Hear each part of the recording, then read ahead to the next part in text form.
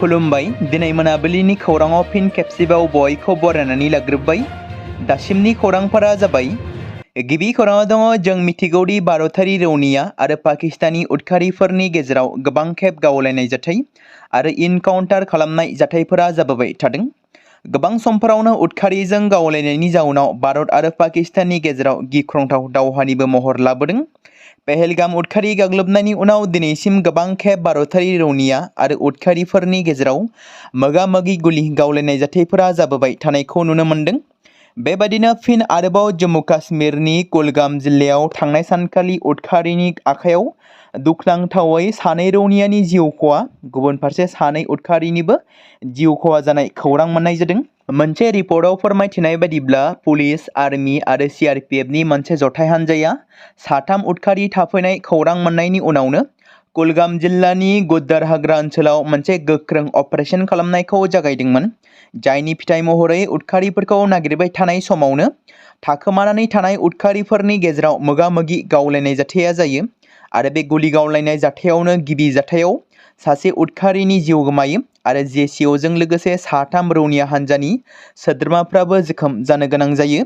बेराफारसेथिं गोब्राब थासारियाव जोखोम जानाय सानै रौनिया सुबेदार पर्बत गौर आरो लेन्स नायक नरेन्द्र सिधुआ दुखुनांथावै देहा फाहामसालियाव जिउ गोमानो गोनां जायो। बेनि उनाव फिन आरोबाव अपारेशनखौ जागायनायनि दसे समनि उनावनो रैखाथि हान्जानि सोद्रोमाफ्रा गुबुन सासे उदखारिखौ जिउ फोजोबनो हानायाव जाफुंसार जानो हायो।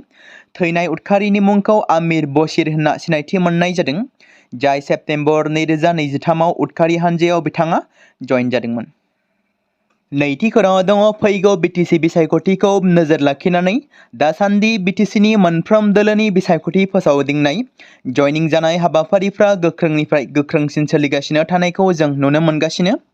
BPF आरो UPPLनि दासान्दि जइनिं खालामनाय दोलोनि फोसावदिंनायफोरखौ नुनो मोननाय बादिनो नेशनेल पार्टी BJP दोलोआबो जानो गोनां BTC बिसायख'थिनि थाखाय गोख्रों फोसावदिं जइनिं जाहोनाय हाबाफारिखौ खालामगासिनो।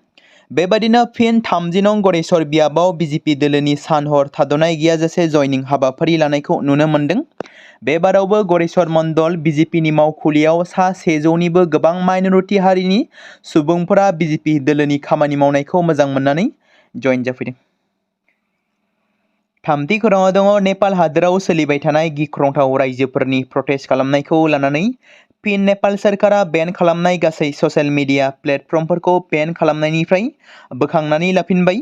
मिथिनो मोननाय जादों दि दिनै बावैसो सिगां फेसबुक, इउटुब, ससियेल मिडिया, एक्स, इन्स्टाग्राम आरो वाट्सएपजों लोगोसे मोन 26 ससियेल मिडिया प्लेटफर्मफोरखौ नेपाल सोरखारा बेन खालामदोंमोन, जेराव नेपालनि सुबुंफोरा गोबां समफोरावनो कारापसनखौ लानानै ससियेल मिडियायाव बायदि बायदि बिफान आरो सरकारखौ नंखायै फोसावबाय थानायनि थाखाय बेन खालामदोंमोन नेपाल गभर्नमेन्टआ। बेराफारसेथिं नेपालनि थागिबिफ्रा बेन खालामनायनि उनावनो नेपालनि केपिटेल काठमान्डुआव गोबां रोजा रोजा सुबुंफ्रा बाहागो लानानै सोरखारनि हेंथा प्रटेस्ट खालामदोंमोन आरो दासिम सा 19 सुबुंफोरनि जिउ खहा जानाय खौरां मोन्दों, लोगोसे सा 300निबो गोबां पाब्लिकफोरा जोखोम जानो गोनां जादों होनना मिथि मोन्दों। बड'लेण्ड मुलुगसोलोंसालि मिरु बिरोंदामिन फसंथान क'क्राझारआ भारत सोरखारनि पेटेन्ट मावख'आव मेनुएल साबस्ट्रेट पिलार डिजाइनखौ जाफुंसारै रेजिस्टार खालामनानै मोनसे मख'जाथाव माइल खुन्थियासिम सौहैबाय। मख'नो गोनांदि डक्टर सन्दीप दास आरो बिथांनि हान्जानि दैदेननायाव बे गोदान खुन्थिया थामहिनबा दिहुनथाया बिजिरसंनाय आरो बाहायथाव बाहायथिफोराव मोनसे गोनांथार दावगानायखौ दिन्थिदों। पुलिस महानिरीक्षक बिबेक राज सिंह कुकरेलनि दैदेननायाव सा 30 सोद्रोमानि हान्जाया भारत तिब्बत सीमा पुलिस आरो लादाख पुलिसनि गोजौ थाखोनि बिबानगिरिफोरजों लोगोसे मुंख्लंफोरखौ मान बावदों। 21 अक्ट'बर खालि पुलिसनि गोसोखांथि सान महरै फालिजानाय बे बोसोरारि खान्थियाव ITBP आरो CRPFनि जवानफोरखौ जिउ बावनायखौ मान होनाय जादों, जाय बिथांमोना साख्रि मावबाय थानाय समावनो जिउ खोमानांदोंमोन। भारतनि पुलिसनि जारिमिनाव मोनसे मख'जाथाव जाथाय होननानै बुंनांगोन। चीननि रौनियाफोरजों मोगा-मोगि जानाय समाव सा 10 मावख'गिरिफोरनि जिउ खहा जादोंमोन। बै समनिफ्रायनो 21 अक्ट'बरआ जोबथा जिउ बावनाय गासैबो पुलिस जवानफोरखौ मान बावनायनि मोनसे माहारियारि हाबाफारि जानानै फैदों। गाहाय हाबाफारिखौ गोदान दिल्लीनि हादोरारि पुलिस गोसोखां मावख'आव खुंफुंनाय जादोंमोन। सिलचराव फिन आरोबाव सासे नंखाय डक्टरखौ हमदों। मेडिकेल काउन्सिलनि अजदनि सायाव बिथा खालामनानै नंखाय डक्टरखौ गंगुरनि गंसे प्राइभेट नार्सिं हमनिफ्राय हमनाय जादों।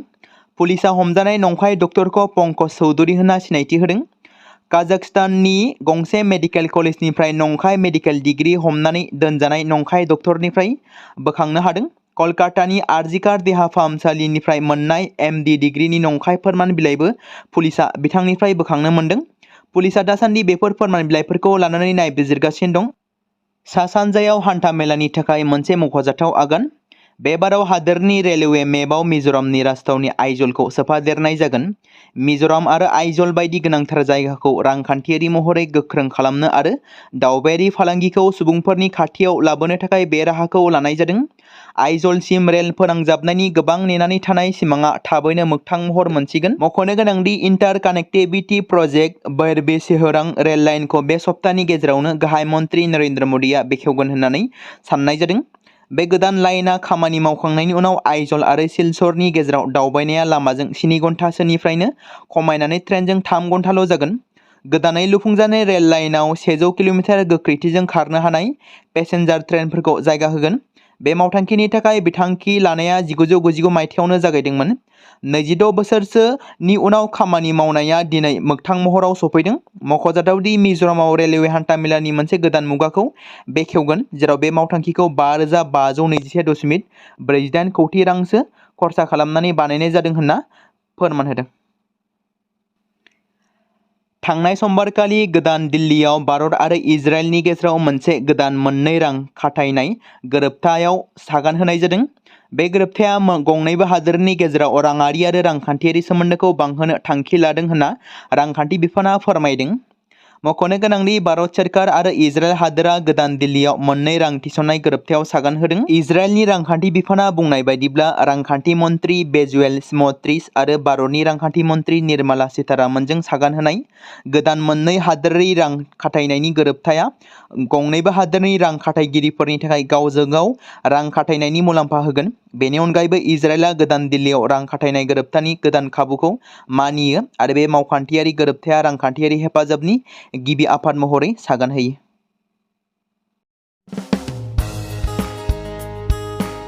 बे समाव मोनसे गोनां फोसावथाय बर' सावथुन नायनानै मोजां मोनग्रा गासै बर' रायजो राजाफोरनि गेजेराव लानानै फैदों मोनसे बर'नि OTT प्लेटफर्म गोनां, जाय प्लेटफर्मनि गेजेरजों नोंथांमोना बर'नि गोदान गोजाम सावथुनफोरखौ नुनो मोनगोन।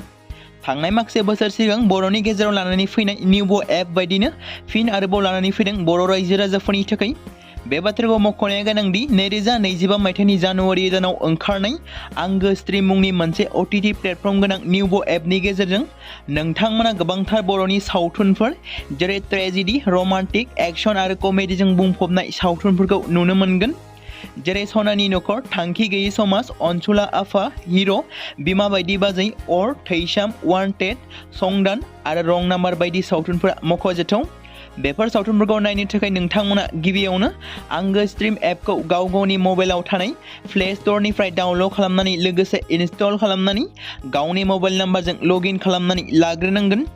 बेनि उनाव नोंथांमोना गोबांथार नुनो मोनै सावथुनफोरखौ गुगोल पे, फन पे आरो पेटिएमजों रं नाम्बार सावथुनखौ नायनो थाखाय 60 रां आरो संदान सावथुनखौ नायनो थाखाय 80 रां, वान्टेड सावथुनखौ नायनो थाखाय 60 रां, थैसाम सावथुनखौ नायनो थाखाय 60 रां बेबायदिनो गोबांथार नुनो मोनै सावथुनफोरखौ नायनो थाखाय सुबिदा खालामनानै होदों आंगो स्ट्रिम प्लेटफर्मआ। फिन नोंथांमोननि गेजेराव फोरमायबावनो लादों बर' सावथुन नायनानै मोजां मोनग्रा गासै बर' रायजो राजाफोरनि गेजेराव लानानै फैदों मोनसे बर'नि OTT प्लेटफर्म गोनां, जाय प्लेटफर्मनि गेजेरजों नोंथांमोना बर'नि नुनो मोनै सावथुनफोर जेराव गोदान गोजाम सावथुनफोरखौ नुनो मोनगोन।